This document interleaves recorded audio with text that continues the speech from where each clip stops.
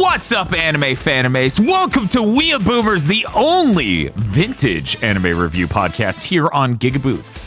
I'm your host, Japanime Danmei, and with me is WeeaBob. These aren't your daddy's cartoons. Oh, I guess they are now. Aguro Hakase. Dig through the ditches. And Chris Wolfharto. I'm back in time to 2006 Cinemax. And that's right, this time we watched Ninja Scroll. Real quick, polling of the people here. Was this anyone other than mine first time seeing Ninja Scroll? Yeah, this is the first time I've ever seen. I saw teeny little scraps of it on Cinemax, as I mentioned, alongside Dirty Pair Flash and the X movie, which you cannot watch on streaming. Inexplicably, you cannot fucking watch the X movie. That's insane. I don't know why it's like this. The X movie, very important. I watched Ninja Scroll, the tiniest bits of it, walking into my brother's room, and I'm like, ew, that guy has bees coming out of his back. That's disgusting. But aside from that, I hadn't really seen it. Bob, how long have you owned this Blu-ray? I've owned this Blu-ray for a long time, but I first saw this renting it from Blockbuster. This is probably the closest thing you can rent from Blockbuster, or closest thing to hentai you can rent from Blockbuster. Gonna get a time machine and find out. One moment. It was not. Yeah, I was like, okay, Yeah. like I saw something more lewd from the Blockbuster, but I can't remember what. This episode of WeeaBoomers has tags. I'm going to have to say what things occur in this. So that in itself is a content advisory for me to say the tags. This is full of extreme hyperviolence and a lot of sexual, maybe not consented situations. But lots of people getting chopped in half mostly. This is mostly people exploding into blood. Or having their arms torn off. God. Which, when you're like 9, watching this on VHS because your parents don't understand the difference. This is like Dragon Ball. Yeah. Oh, this is a Disney cartoon, yeah. You're basically watching Lion King. I can't remember that part where Scar had Mufasa's arms ripped off. That was fucked up. I always like to tell people, like, oh, you haven't seen Ninja Scroll? Should you watch it? So you remember at the tail end of the Satanic Panic when anime got caught up in that? And like, oh, it's all just pornography and hyperviolence. This is specifically the thing they were talking about. That was actually accurate. No, I don't remember that. I was born in 2001 and I've been able to drink for 3 years. But no, it's true. Mm-hmm. It's like this and Wrath of the Ninja. Which I'm impressed nobody accidentally watched this time around. Oh, that would have been a good bit. Damn. Bring some Jeff energy here into fucking WeeaBoomers. This sure is animated really cool. I'm surprised it is 4:3 instead of being a full cinematic 16:9. Right? That's very weird. It was an OVA, wasn't it? Yeah. Was it? Because everything I saw was it was a movie, but... Oh. I don't know. I it's so old and core to the canon, I've never actually looked into it at all. Yeah, like most of the other things this guy has done are OVAs, but this one I think was labeled as a movie and isn't separated by episodes at all, so that makes sense. What a time. Sip. It was so good back then, Sip. They really do fucking slice the guy in two and he bleeds a lot and it's fucking sick as hell. And then he sips. Yeah, it's astonishing how quick these fights happen. Like, they're just brutal. And that feels good. It feels good because Shonen really conditions you to, okay, here's the structure. We're going to have the reveal, we're going to have the buildup, we're going to have the subversion, and that's how he wins, right? Right. He figures out the clever trick. Mm-hmm. A lot of the time here, the clever trick is I stabbed him. Jubei has one move. It's air slash, and it works. It's so cool. They might as well make the ED out of it, just like Star Ocean. Yes. Yeah, just loop that animation to that boy doing that attack. Hell yeah, there we go. This really was, especially having watched it so young. This film solidified that feeling you can only get from anime, at least, for a little white kid in the States at that age. Of you usually watch a piece of media and you know that nothing too out there is going to happen. Mm-hmm. Like, you know it's going to have a plot that is satisfying and characters are going to have arcs and it's going to make a certain amount of sense. And then sometimes you watch something with the vibe, and you realize that flesh is not sacred, and death comes silently and instantly at any time. An important lesson told the best way possible, via samurai and ninja. God, this movie's still so fucking pretty. Yeah, no, It looks so good. I realized watching this, the difference between this and a lot of, I know it's not fair to compare this to TV anime, but the feeling you get when you watch a lot of modern TV anime, where it seems like they wrote a thing and they have to figure out how to animate the sequence. Like, animating the sequence is the problem they have to solve. Where in this one, animating the sequence was the point, and having a story or a through line was the problem they had to solve. Yeah. Yeah. Yeah, going back to it, I was surprised that it was as cogent as it was. Not that there's much story going on, but that there is one at all kind of surprised me because I didn't remember that. I'm like, was I dumb as a kid? And I'm watching this movie going, no, this was a cliff too high to climb for a child mind to track this story.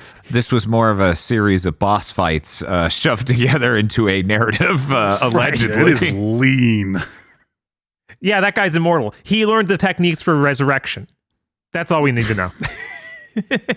Would you like to elaborate? No. Okay, fair enough. We got 90 minutes. Let's get going. Did anyone watch the Ninja Scroll TV anime from 2003? No, I didn't know that existed until I was looking things up about this. Yeah, no, I never have seen it. I remember in probably 2004 or 5 downloading and be like, oh, right.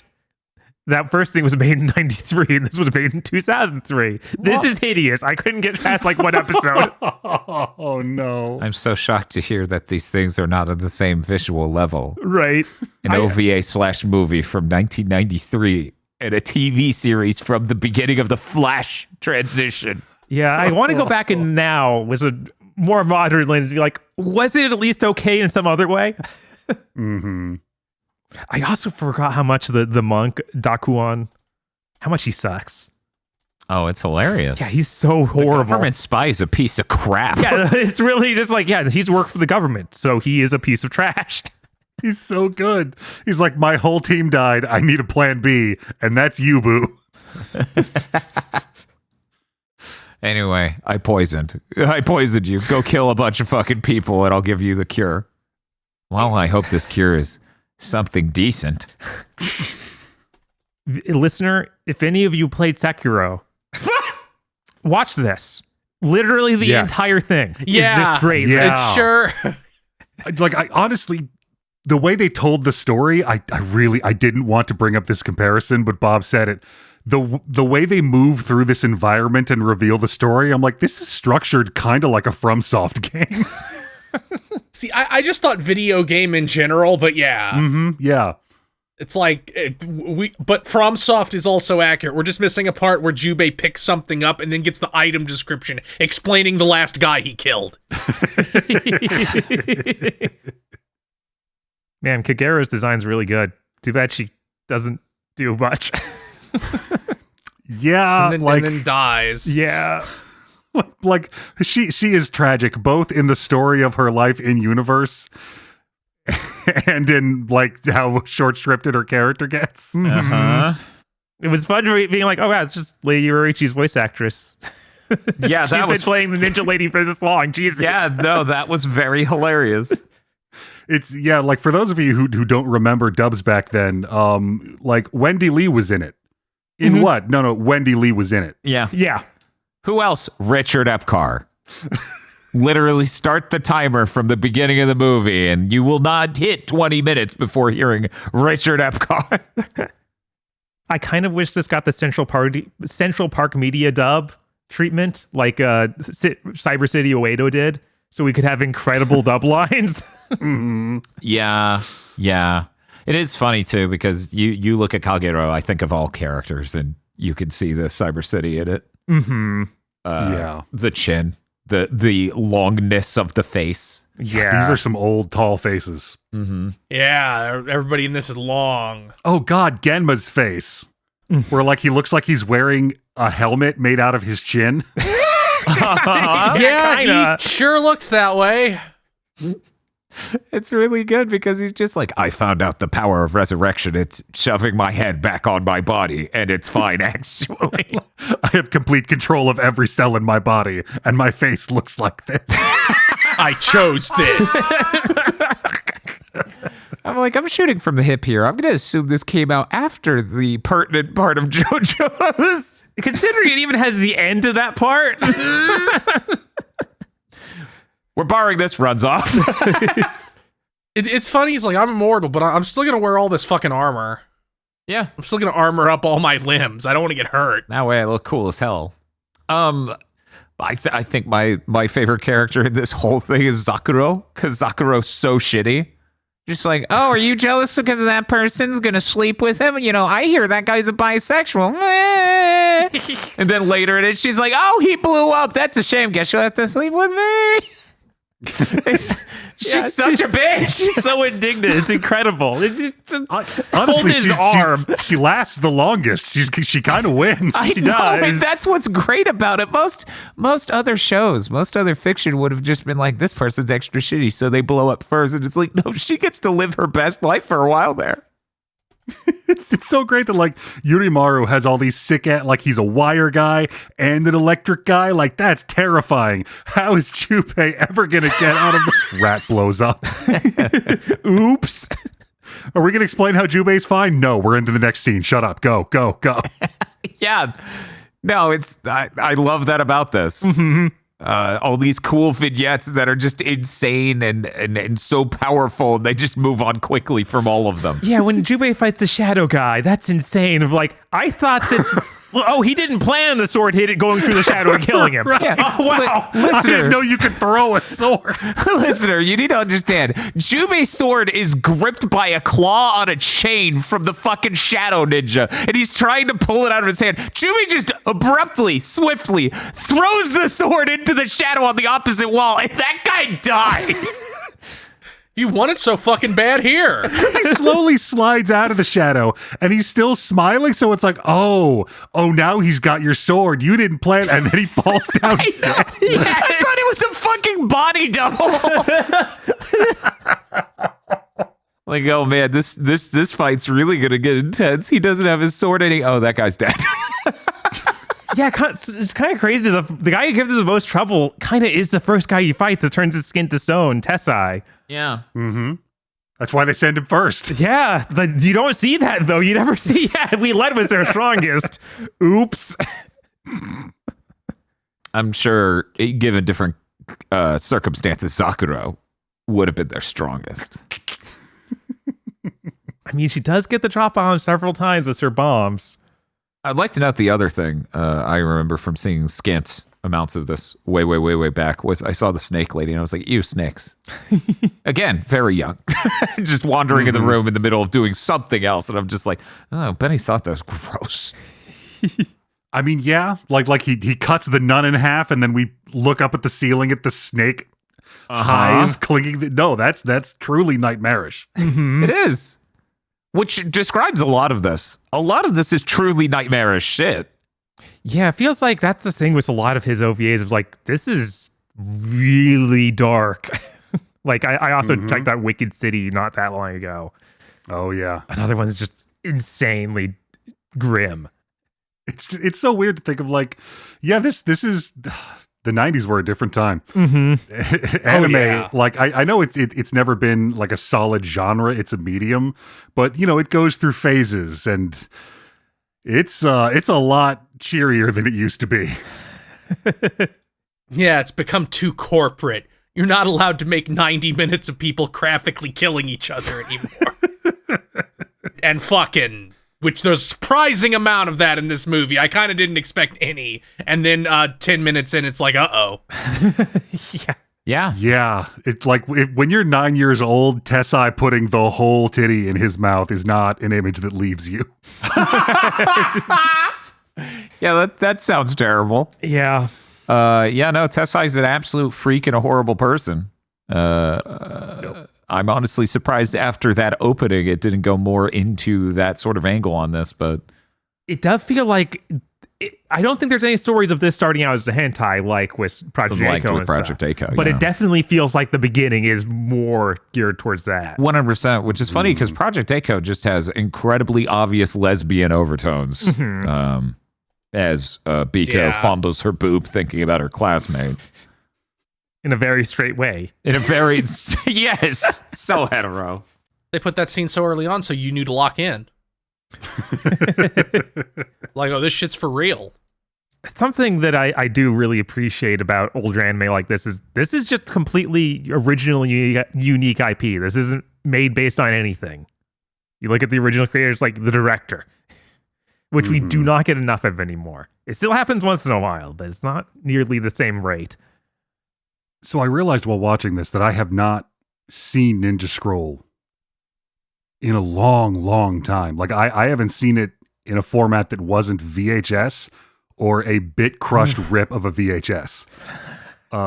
So now that I can actually see what's going on like the whole screen, that made the action a lot easier to parse. Both not being a young child and being able to see the whole frame. This movie is still paced like a dream, though. Yes, and I always like that quality when watching this era of anime stuff. Like anything that starts to edge into that, this feels like a fever dream unfolding for 90 minutes. Kind of like peak to me. I really enjoy the how every ninja does the ninja jump to get away. Yes, It's outright No one comical. runs. They bunny hop. Yes, they bunny. Yeah. Like the spy, the old man spy. He has no reason to use his extending staff to get up on the top of this tree to leave the scene. There is no immediate threat. It's unclear as to how that would make it easier for him to get away. it's really fast. It's Like really fun. he's not fleeing. He's just leaving. And he's like, "Well, I have to do this. That's how ninjas leave." Yes, because this whole movie is fueled by someone wanting to animate it. Man, traditional animation Sakuga sure hits different from the digital kind. Yeah, yeah. No, they're very different creatures. Like, there's a lot of real lighting effects in this that you just can't get from digital animation. Like where they light out the background and you can actually see light falling on the cells and lighting the scene. And then like that whole section where it becomes an Akiyuki Shinbo anime and it's one color with huge black shadows. Man, it's kind of crazy that the burning boat made of river of gold from melting it. Well, Bob, here's the thing you don't understand about the temperatures at which gold bars melt. Now, if you watch this documentary, Honestly, I meant to check. There are a lot of things I remember from this. I definitely did not remember them shoving him in the river of molten gold. That's great. That's oh yeah, sick. That's the best. Yeah, that is really sick. And completely impossible. The melting temperature of gold's so fucking high. oh, of course. Like, what did they bring onto the boat? Piles of jet fuel? Like, what are we doing here? Thank God it was only gold and not steel, or it wouldn't have worked. Like I think if you count the gold as an even stage hazard, this is one of two guys in this movie Jubei actually beats one-on-one. Everybody else, he gets the assist. Huh. Yeah, I'm trying Are to... you telling me he didn't earn killing the steel electric wire guy? He was in the room with the explosion. God, the B guy gets maybe the worst. He wasn't ready for any of that. Oh yeah, he was not. I loved the wire guy though, because it's like, oh, so like it's a bomb and they're both gonna jump out. Arm. It's like, oh, The fucking arm lands at the dock and Sakuro's just like, oh, look at this. Guess he's not making it. stupid prick, and then starts laughing.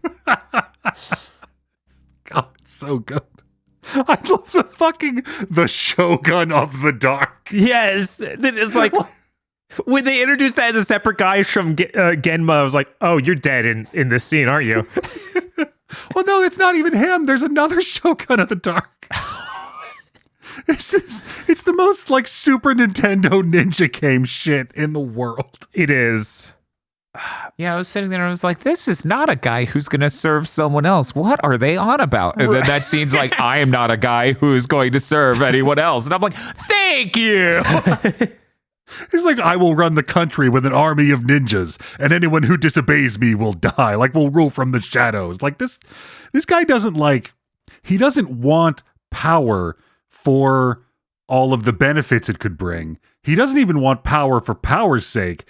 He just is a ninja warlord, and he's really, really into being a ninja warlord, and he wants to do that as hard as possible. 100%. Yeah, it's just the conceit of, I will rule from the shadows and kill whoever defies me. It's like, okay, but how can they defy you if you're ruling from the shadows? I think this is literally the Tenchu 2 stole this plot. No doubt. Something else that bugged me the whole time watching this. I was like, this sounds kind of like Inuyasha music, but that can't be right. That would be years and years later. It's just a similar style of music. I look it up later. Yeah, it's the same composer. Wow. I'm surprised you could hear any music. Like the entire time I'm watching this, Dragula's playing on an instant loop in my head over and over again. So, watching it this time, I learned something. As a young child, I was not very good at remembering Japanese names. So I thought that this Jubei was Yagyu for like my entire life. Yeah, I think I had that misconception too. I think he's supposed to be inspired by him, but not literally him. And I think it was even more messed up in my mind because I then watched Jubei-chan, which was a ninja girl based on Jubei Yagyu. So what you're saying is anime has ruined your mind. Yeah, obviously. Okay. I mean, yeah, that's Just so glad we're all on the same page. Okay. because I hadn't watched this in years. I didn't really realize the extent of it at the time of how one-to-one Afro Samurai is this movie. Mm-hmm. Huh. This was definitely one of those things I watched. I'm like, oh, this is 700,000 other things. Uh-huh. Yep. No, that's how that works. The kind of thing that hits the culture like a bus. Meanwhile, if you watch every Zatoichi film, you'll be like, wow, this is one thing 700 times. And also a Rutger Hauer movie. And also a Rutger Hauer movie, weirdly enough. Are we watching that right after we watch the Zatoichi film it's based on? I figure. Okay. Because there's Let's see how you can not. Right. I was like, do we save it for the very end or do we do it right then? Who knows? Could do it chronologically. Yeah. So I don't know if it's based on one specific one. I feel like we need to follow it up immediately. Okay. So there's a moment in the story where Genma shows up and he is impersonating the lord of that small clan. Mm-hmm. And he's like, I've been doing this for 2 days. You've been doing this for Did you send his ninja squad out here to investigate the town? Yeah. Yeah. Why? So that way he could kill him. Why not just not do any of that? He even, he's resistant to the idea of it, but I guess he thinks he might blow his cover if he doesn't actually do it. I don't know.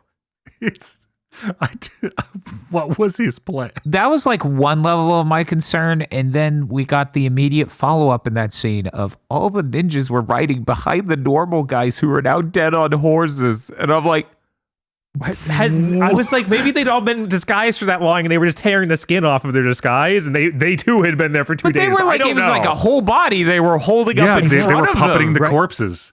I think that whole him entering the town thing was just to fuck with Kagero. Yeah, Like, no, he's that's that much of a insane prick. level of showmanship. Right? It's like, you could have just killed her, no problem. She is not that strong. Some things we do for us. Yeah, he's into the purity of the art. So wait, that also means that earlier needless sex scene was him too. Yeah, no, he just decided It's he only wanted... something just now that I put together because that was not the core focus of that reveal at the moment. So I have to wonder, is that...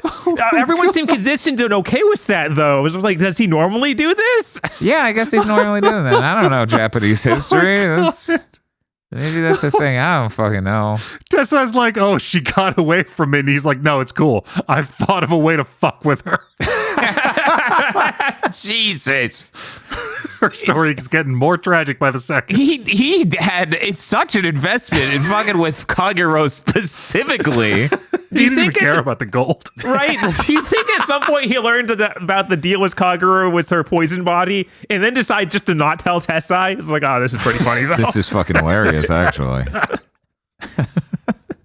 Is she like his ex or something? There has to be a motivating factor for this level of craft. What an insane bastard! They needed these scenes for the movie to make sense. And then we need this extra scene that made those scenes make less sense. He put his head back on it. He came back to life, but not all the neurons are firing in a way that's normal. Okay, Bob.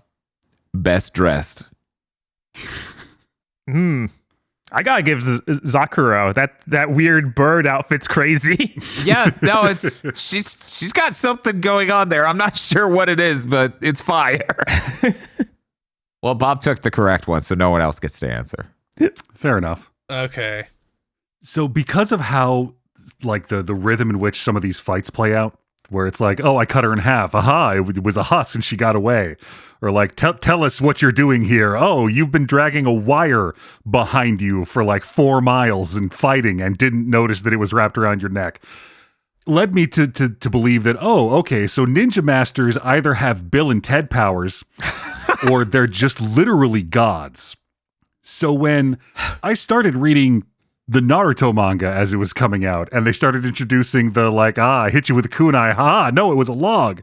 I literally put the book down and went, you can't write a long form story like this. If every fight someone gets to go, wait, but no, wait, but no, wait, but no.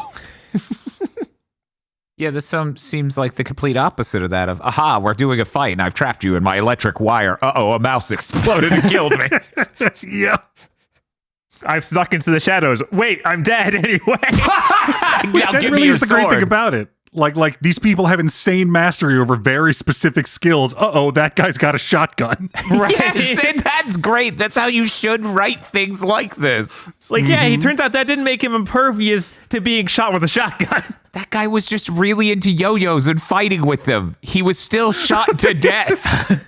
I spent my entire life honing this craft and breeding this army of wasps and letting them live in my mortified body. And you didn't take a bath once during that entire process. Nope. Ugh. Never do. Ugh, tryptophobia warning. Yeah. Oh, yeah. 100%. Should have covered that in the tags earlier. Did Cinemax have like some sort of parental discretion is advised with like tryptophobic warning? God, I've got to say, it did feel good that Kagero got one, oh, you thought, but no, bitch, I'm her moment when she captures Benisato, and it's an OVA from 93. A viper slithers out of Benisato's vagina and bites Kagero on the thigh like, haha, this is the most deadly snake I have. And she's like, I'm not the one, bitch. Yeah, no, it's a really good scene. Benisato's like, well, that was my whole plan. I feel like the sword and the shadow ninja scene really plays out best as a who's on first type joke. Give me the sword. You want the sword? Yes, I want the sword. He says he wants the sword. Well, give it to him. Like Bugs Bunny looking at the camera. Well, kids, should I give it to him? Give it to him. The whole theater stands up. Speaking of other insanely brutal parts in this. You mean the whole thing? Yes. The final fight against Genma where Jubei just headbutts him into oblivion. Oh, man. Yes! That was intense. Man, you don't normally get a payoff for, like, I got the pendant from the girl that I wear on my head, the headband with the jewel in it, and I'm going to use it to headbutt this man to death. Normally, it's something more spiritualistic or magical. God, I love headbutts. They are the most beautiful, impactful, emotional, cinematic action you can have in a fight. Just a righteous fucking headbutt. And this is like the best one. Yeah. Yeah, Jubei's head was just built different. That blind man in the bamboo forest scene's neat, but I feel like it didn't leave as much of an impact on me as the rest of the fights in this. And I did. It should, because he is like the sword master. And that's a much more typical, like they're actually sword fighting sort of scene. Yes, but I find it eternally funny, very, very long-term endearing that he's like, you will not be able to defend against which way I am swinging. And he just set up both axes. That's really good conceptually to be like, I hedge my bets. Honestly, visually, it's the one I remembered the most from when I was a kid. Oh, yeah. I mean, it's a very powerful stereotype of them running alongside each other into a bamboo forest. Absolutely. I think the story of the fight's incredible for that. Mm-hmm. It's also great how he's like, your sight is a weakness. I can hear everything. I can perceive better than, I forgot that sword was there. Yeah, that's really funny. Yeah. Yeah, that guy knows Atoichi, okay? No. Again, you just wonder, how does the fight resolve itself with the electric wire guy if he doesn't get blown up by the rat? Jubei reveals he's electric proof? I don't know. I don't. I assume Jubei would have caught him somehow, and then he would have been electrocuted. Maybe he would have thrown his sword at him from there. I mean, it works. That does seem to be a good move. Maybe another air slash. Oh? Air slash seems to work pretty well. It lops off legs pretty easily. I'm now really obsessed with the idea of a guy who just throwing his sword once worked out for him, and now he just wants it to work a second time. Yeah, that's me in a fighting game every time. It felt so good that one time it worked. I will lose countless rounds trying to get that back. Jubei Yagyu, history's greatest champion of affirmative consent. You have to fuck me or you'll die. Nah. No. You're not into it. Bye. She's like, I am. No, you aren't. I don't trust you. Goodbye. Well, it's time to wrap this up. Any other last remarks before we give our recommendations? Because it's unclear whether or not we would recommend watching this. Okay. Well, let's get to it. Dr. Agro, would you recommend watching Ninja Scroll? On the condition that you understand what you're getting into, that this is the Old Testament and hyper-violence. Yeah, no, this is one of the most beautiful, dark fever dreams of animation ever put to cellulose. Definite recommend. Chris Wolfhart. Yeah, I have no choice but to recommend this. Although, be warned, this is the stereotype of the gore nudity anime OVA. It might be the patron saint. Yeah. That's true. Bob. Yeah, as long as you know what you're getting into. Yeah, it's really, really good. As long as you know what you're in for. Yeah, no, this thing looks extraordinary. It's cool as hell. It's got fast momentum in between all the scenes and really fun moments. It also does have the non-consensual stuff at the beginning and a lot of hyper-violence. So if you're down with that in fictional media, maybe check this out. If you're down with that in real life, no, bad. You can't do that. That is anti-GigaBoots stance. We're taking a hard stance on this one. You should not kill 500 people with a ninja sword, even though it might look cool. It depends on the circumstance. You also probably shouldn't poison wells. Okay? Yeah, that's not... Depends on the circumstances. This month's executive producers for GigaBoots are Spaceman Spiff, Red Blaze 27, Cooper Tank, BN12, Rado, and Veervarm. Thank you very much to our executive producers, and also these guys. If you want to become an executive producer or normal patron, you can head on over to patreon.com/gigaboots today.